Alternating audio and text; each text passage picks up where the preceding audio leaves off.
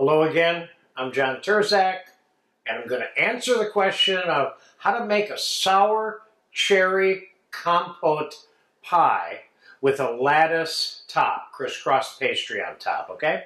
We're going to start by, you have a video for this sour cherry compote, and I have a little bucket load of it here, right here, and I keep it around for whenever I use it. And today I'm making pie out of it. So I'm going to start by taking a quart of these cherries. Let's get a little bit more in there. In fact, let's get a full quart. And dump them in a bowl with a fair amount of juice. You see how much juice is in this bowl? That might be just a touch too much. But you see how much juice is left. There's some juice in here and you want that, okay? Now, I'm going to put about 2 teaspoons of cornstarch over this.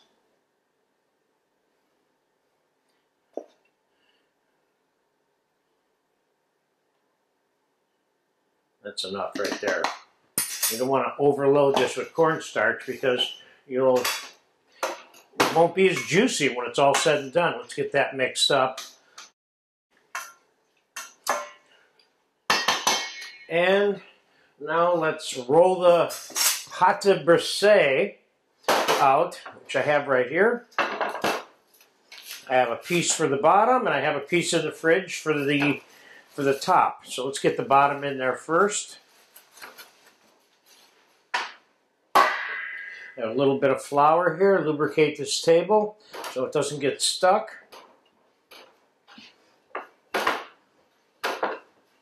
Use our tapered rolling pin because it directs the traffic and the flow of the way this dough is being rolled. So much easier than a flat rolling pin by applying the pressure where you want it. So we're talking relatively thin, especially for the bottom piece, because that has the most difficulty cooking, especially with all that juice I'm going to be pouring on it. Let's see, you can see how thick that is. That just fits that bowl. Okay, we can go with that. Now, let's prick the bottom of the pie shell with a fork a little bit. That's enough. Don't overdo that. And now let's pour the cherry mixture into it with that juice. Okay. Now, let's set that off to the side here. Roll out the other piece of dough and cut our little strips and lay them over the top, which is the only way to make this lattice dough, unless of course you are piping something softer out of a pastry bag to make your zigzags, which you can do.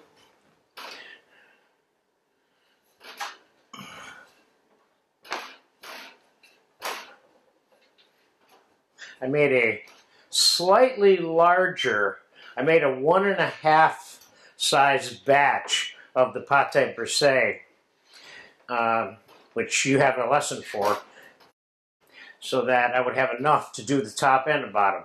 The recipe that you have for the pâte brisée is to make one tart, but it doesn't have a top on it. So that there's a limited amount of dough in that particular lesson. So I made it like 1.5 times that size. Now the top pieces should be a little bit thicker, which they are right now. And that fits over there. So let's start by cutting. Let's just cut all the strips in one shot.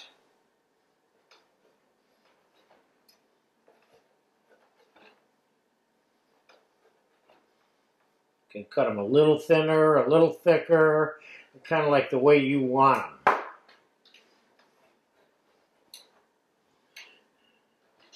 In this class, I'm not going to show you how to make 20 different kinds of pies. I'm showing you how to make two, the apple and then this cherry with the lattice top. Because once you know how to make those two, you can make a lot of different pies on your own. You don't need me to show you how to make 50 different flavors. Okay, we're going to use a little bit of water all the way around, all the way around this dough as a kind of a sealant sticker for this. Every time I put one way, I'm going to put one another way so that they're interwoven over the course of the putting them on.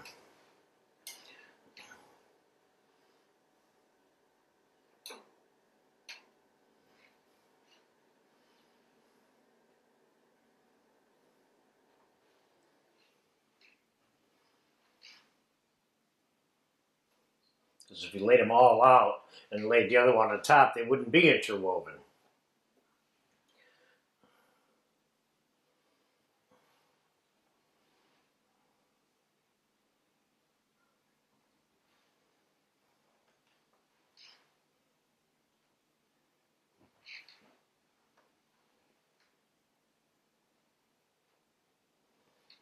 And we're down to the end here.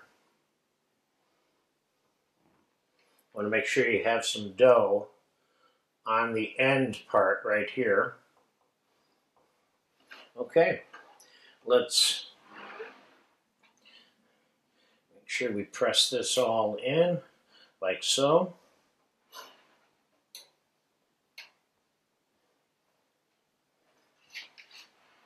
If I wanted to, I could just pop this in the oven without even trimming it now, and I could trim it after I baked it if I wanted to, but I'm not going to do that.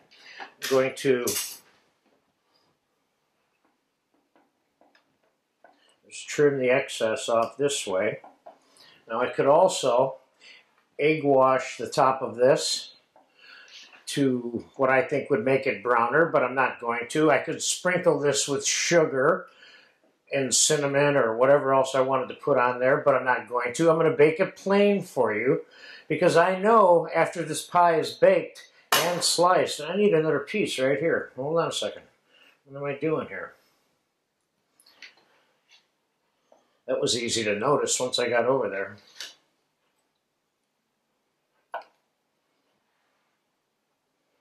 Okay, there you go. Now I'm going to put this on a sheet pan, small sheet pan, and pop it in a 350 oven. It's going to take close to an hour, and we'll pull it back out later, and we'll put it away and cut a slice after it cools off a little bit. So into the 350 oven it goes. The reason I'm putting it on a sheet pan, I don't want that cherry juice boiling over inside my oven, okay? So we'll be back in about 45 minutes to an hour. The cherry pie is looking really good. It's been baking for about an hour and 15 minutes, hour and 20 minutes. So we're going to take it out, let it cool off. And you can see why it was a good idea to put it on the pan, because the juice did bubble over, and it bubbled over into the pan. Hold on a second now. There we go. Let's get it on the cooling rack. So all of that would have been in the oven. We don't want that. So after this cools off, we can refrigerate it or let it come to complete room temperature over the period of 4 or 5 hours, or we can put it in the fridge in a few minutes and get it cold, but then we're going to come back and cut it, and obviously we're going to serve a piece of cherry pie on a plate with some whipped cream. So I'll see you when this thing gets cold. This cherry pie has cooled, and I put it in the fridge, and I put it in the fridge overnight.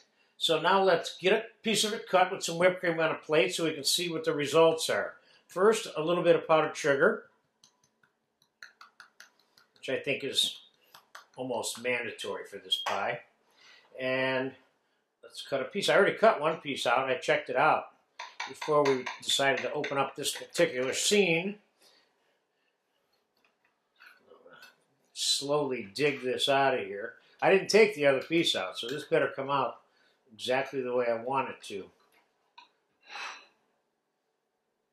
Ooh. Ooh, I like that. Oh, I left some of the pie dough behind here.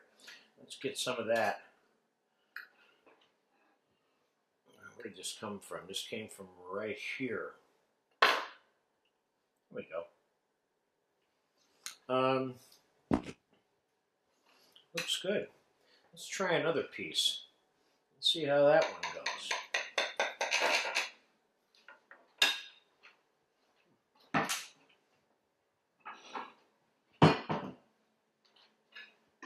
I like the juiciness, and I like the way the crust looks.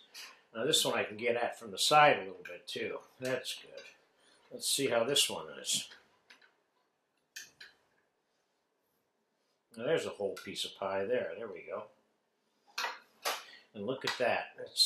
I would normally probably put this with it. We got a little juice going here. You'll notice, for as juicy as this pie was when it went in the oven, it's not that juicy. I mean, it's not runny at all, which is good for you to understand that 2 teaspoons of cornstarch allowed for the whole absorption process here. Let's put a little whipped cream on these. Nothing like fresh whipped cream with something fresh like this pie. Looks good, looks good. I guess too much cream is not good. There you go. Beautiful. So there you have it. Sour cherry compote pie. Simple but good. What separates this from straight up old cherry pie is that this compote, which you have a lesson for, these cherries are marinated in Grand Marnier, brandy, vanilla, and there's some few raisins sprinkled into the compote. So this has a slightly different dimensional type flavor than straight cherry pie. So there you have it, my compote